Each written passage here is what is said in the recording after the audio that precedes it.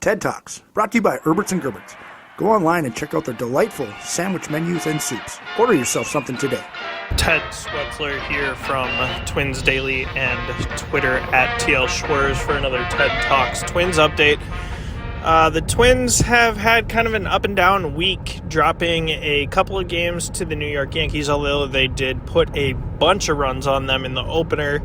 And then obviously getting dominated by Garrett Cole isn't much. There was plenty of hubbub about Domingo Germán cheating with a rosin bag. I don't know that he was necessarily cheating. I think Rocco Baldelli, though, had a great argument in the sake that the umpires went out and checked him, asked him to do something. He didn't do it, and somehow Rocco was the one removed from the game.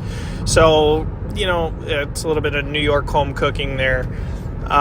Heading over to Boston after the off day on Monday, the Twins dropped an ugly one today to Chris Sale. I mean, Chris Sale has been one of the best pitchers in baseball for quite some time. However, he's been quite hurt and quite ineffective for the Red Sox for quite some time as well. Came into the game with an ERA over 11. Twins had plenty of righties in the lineup. It was a spot for them to probably get right or at least start putting the bat on the ball.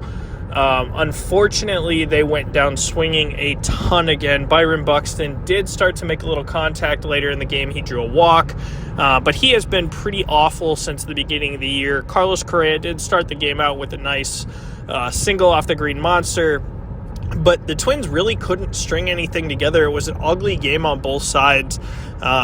Sonny Gray was a mess. However, he did work around his own struggles and got out 5. The Twins' high-leverage relievers did a great job in relief.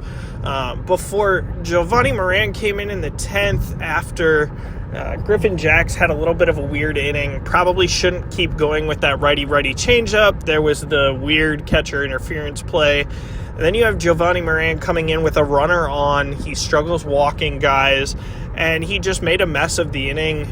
They couldn't hold the lead, and they ended up getting walked off by a run.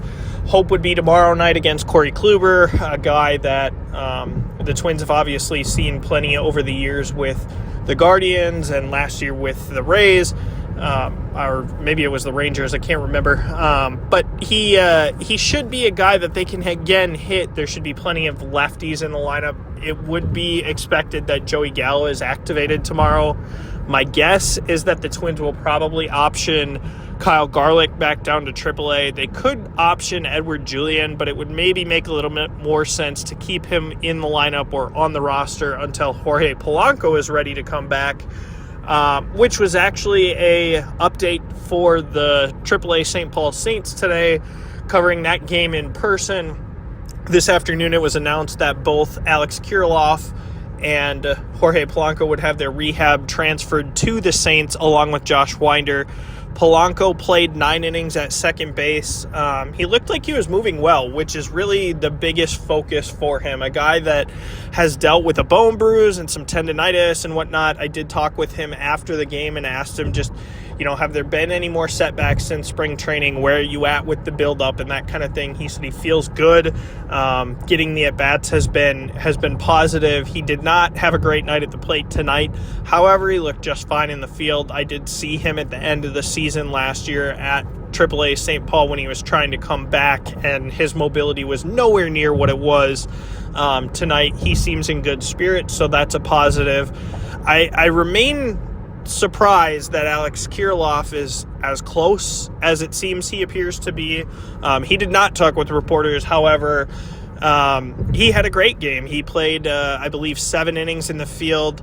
He had a couple of singles. Both of the outs that he hit into were hard-hit balls. He did have a diving play to his backhand side at first base. He had to slide back in at first base when he was on at one point as well.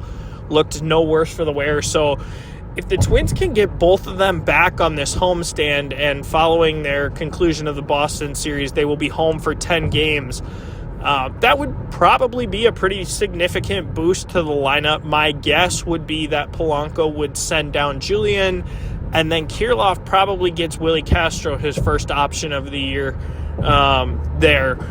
So, the Twins reinserting Gallo and Kirilloff and Polanco into a lineup that's been pretty lethargic. If they can continue getting this pitching, it's a good get-right spot for them if they can come out of this Boston series with a series win. Washington is not good this weekend, and then they'll get the Yankees at home. So, big week for the Twins, and hopefully a spot for them to get healthy. See you next week.